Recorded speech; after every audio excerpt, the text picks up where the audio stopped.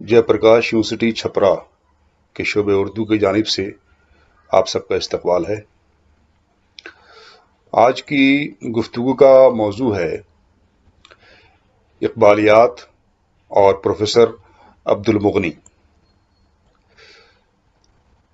साल 2012 में पटना यूनिवर्सिटी में प्रोफेसर कलीमुद्दीन अहमद यादगारी खुतबा पेश करते हुए मोहतरम प्रोफेसर अब्दुल हक ने फरमाया था कि इकबाल पे लिखी कलीमुद्दीन अहमद की किताब के जवाब के तौर पे कलमबंद की गई प्रोफेसर अब्दुल मुगनी की तसनीफ इंतकामी ज़्यादा है और इल्मी कम है, फिर भी बहुत काबिल कद्र है। इकबाल की शायरी में मौजूद फ़िक्र फ़लसफ़ा की मुखालफत में अंग्रेज़ी और उर्दू में लिखी गई दो अव्वलीन किताबों का ताल्लुक़ सरज़मीन बिहार से है। अंग्रेज़ी में डॉक्टर सच्चिदानंद सिन्हा की Iqbal the poet and his message और उर्दू में प्रोफेसर कलीमुद्दीन अहमद की किताब इकबाल एक मुतालिया। सच्चिदानंद सिन्हा की किताब की इशाअत 1946 में हुई थी। 1938 में अल्लामा का इंतकाल हो चुका था और नौआबादियात और इस्तेमारियत से नबरद आज़मा मुस्लिम दानिश्वरी निशान राह और मशाल राह दोनों की ही तलाश में थी। 1938 में ही प्रोफेसर मोहम्मद ताहिर फारूकी की किताब सीरत इकबाल के तारुफी हिस्से में ये लिखा जा चुका था कि अल्लामा की तसनीफ उनकी इल्हामी शायरी और इनकलाबी पैगाम की मुकम्मल तौर पर आईनादार हैं और कौम व मिल्लत पे फ़र्ज है कि उन तालीमात से कमा हक़्क़हू बहरामंद होकर सिरात मुस्तकीम पर गामज़न हो। हैरत सी हैरत है कि अब तक कोई तसनीफ शाये नहीं हुई जिसे पढ़कर अल्लामा की तालीमात का खाका जहन में आ जाए। उस किताब और उसके पैगाम का हस्ब खा असर हुआ और इकबाल की शायरी में पैगामात की जुस्तजू यूं की जाने लगी कि उनके कलाम का शेरी हुस्न या महासिने कलाम इकबाल मांद पड़ने लगे। ये वो ज़माना था कि जब इकबाल के फ़िक्र फ़लसफ़ा को ही नहीं, उनकी शायरी के मुकम्मल पैगाम को उर्दू दानिश्वरी अपने मुतालियात का महवर बना रही थी। डॉक्टर सिन्हा, जिनके इकबाल से बड़े अच्छे मरासिम भी थे, ने इकबाल की शायरी के उन हिस्सों को काबिल कद्र तसव्वुर नहीं किया है जिनमें वो दाई इस्लाम की हैसियत से नजर आते हैं। प्रोफेसर कलीमुद्दीन अहमद की किताब 1979 में तबाह हुई थी। 1977 में यानी 2 साल कबल हर जगह इकबाल का जश्न 100 साला मनाया जा चुका था और 1949 से तब तक इकबालियात के सिलसिले में जितनी भी तसानीफ मंजर आम पर आईं, बिला मुबालगा उन सब का महवर व मरकज़ इंसान कामिल, मिसाली इंसान, बंदे मोमिन, अज़मत आदम, खलीफतुल्लाह फिल अर्ज़, दरवेश, फ़कीर, कलंदर, मर्द हक, मर्द मुसलमा, मर्द कामिल, मर्द यकीन, मर्द दरवेश, मर्द तमाम, मर्द राह और मर्द मोमिन, खुदी और शाहीन वगैरह ही थे। इकबालियात पे इस्लामियात की गिरफ्त का नतीजा ये हुआ कि न तो पैगाम आम हो सका और न ही शायरी।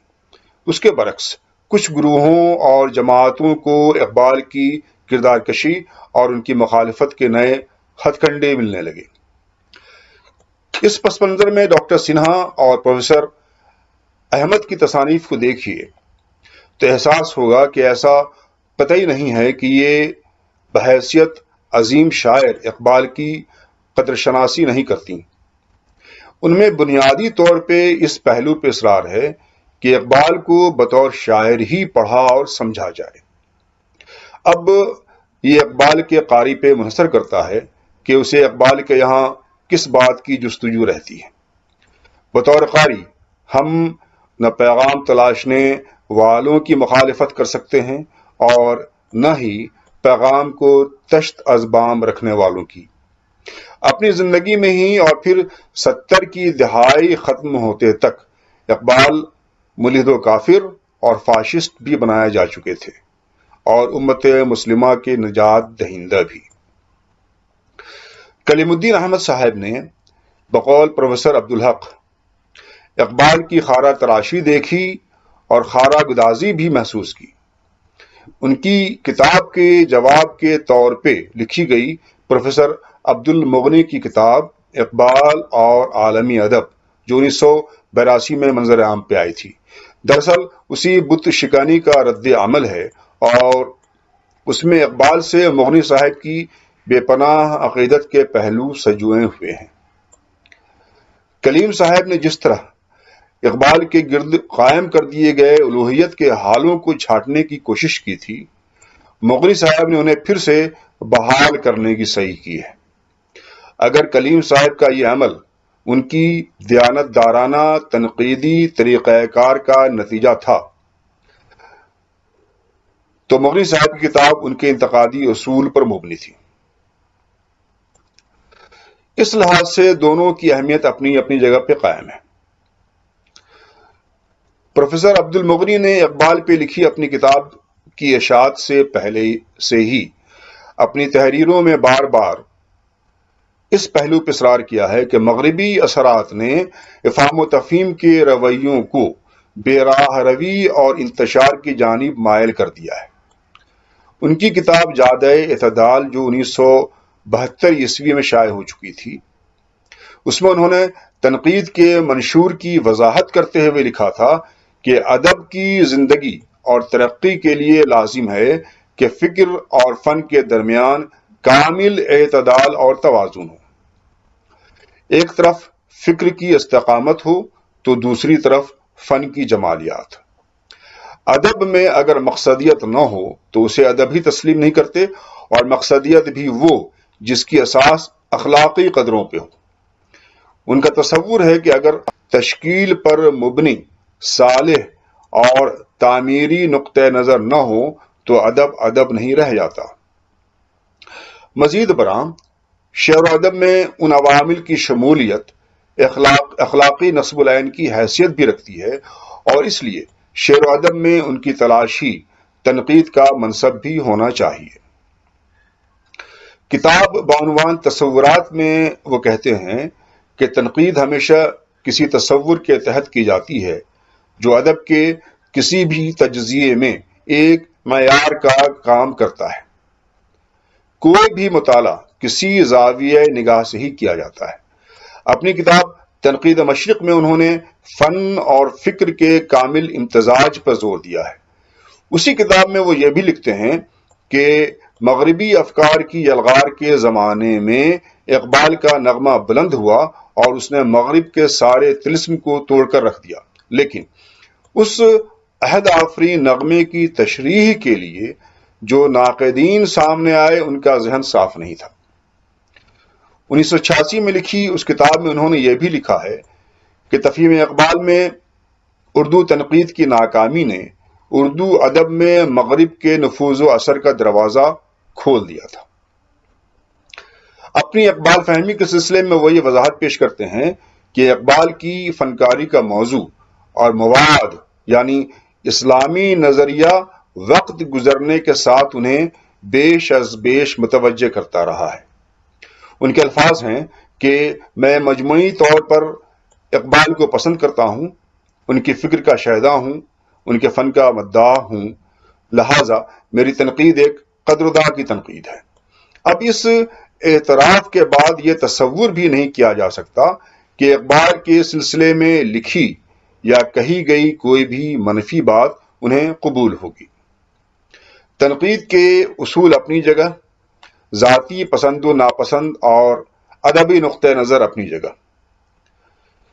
جب ان کی نگاہ میں تنقید کا مقصد قدر شناسی ٹھہرا، ناقدری نہیں، تو ان کی تنقید کو اسی نظریہ کے تحت پرکھنے کی بھی ضرورت ہے اور خود انہوں نے کم و بیش اپنی تمام تصانیف میں یہ واضح کر دیا ہے کہ شعر و ادب اور تنقید کے سلسلے میں ان کے کیا خیالات ہیں۔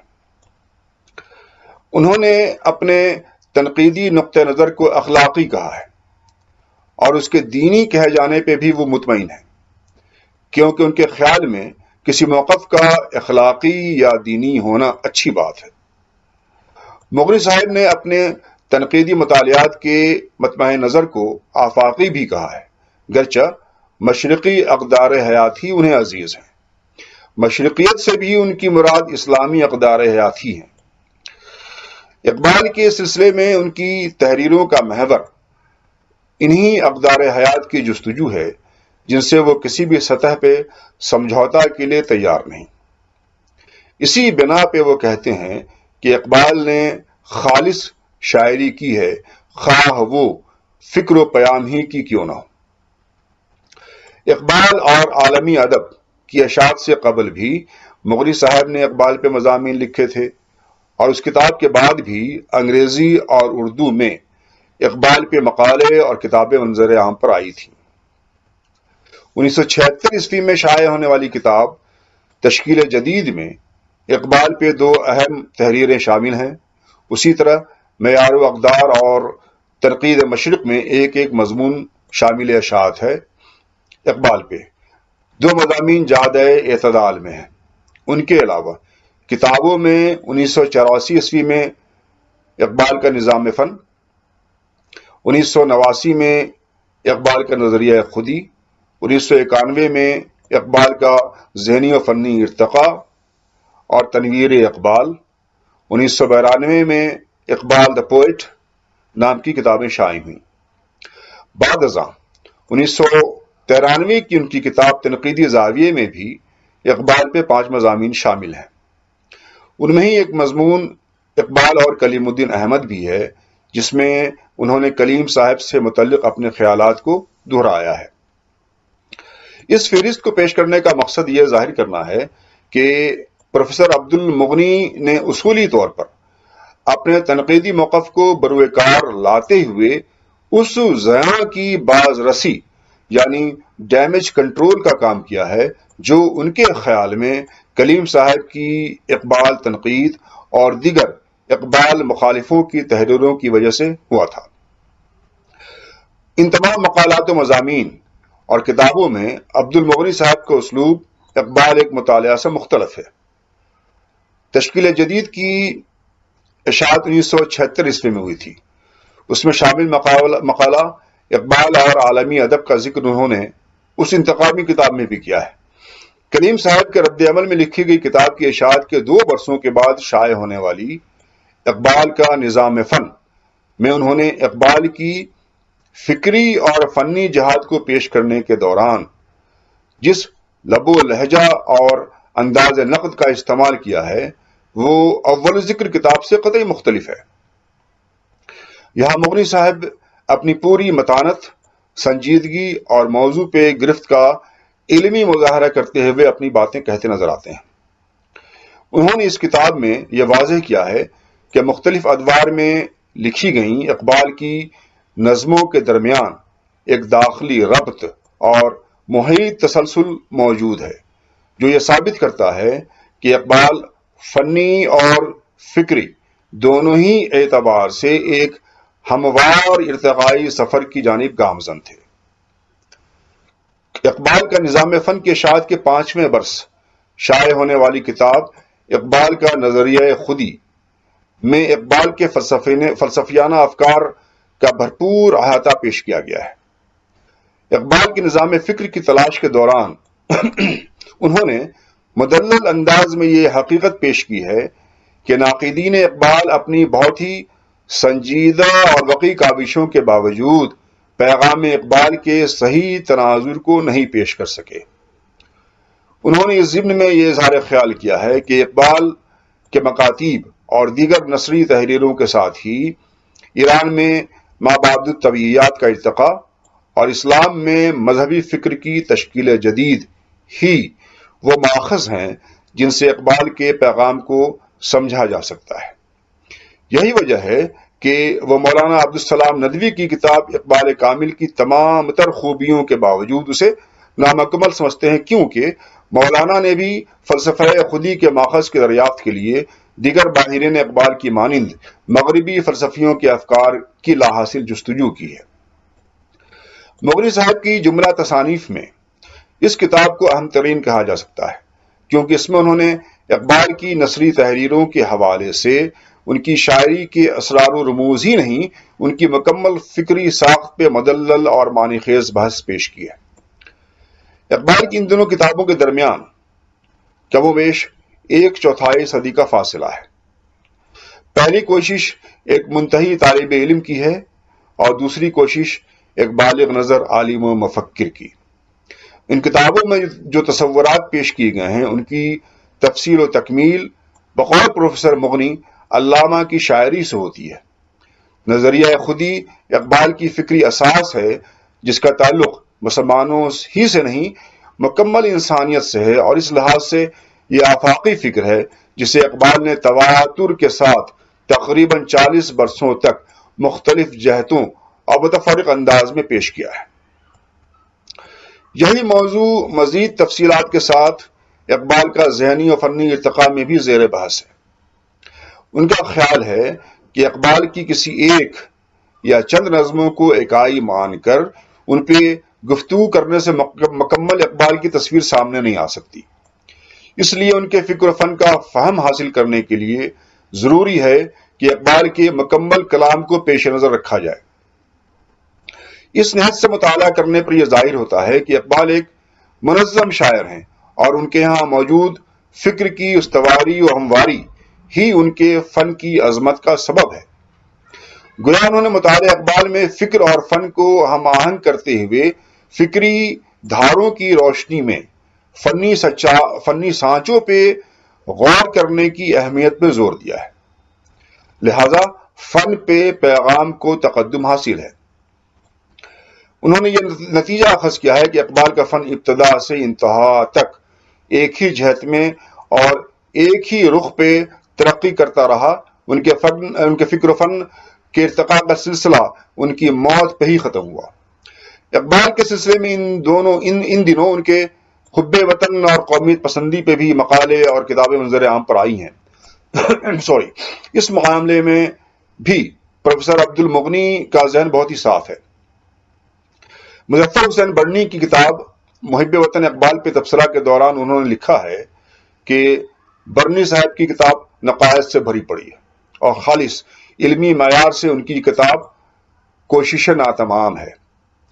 مغنی صاحب نے واضح کیا ہے کہ اقبال کا تصور وطن آفاقی اور اصولی ہے۔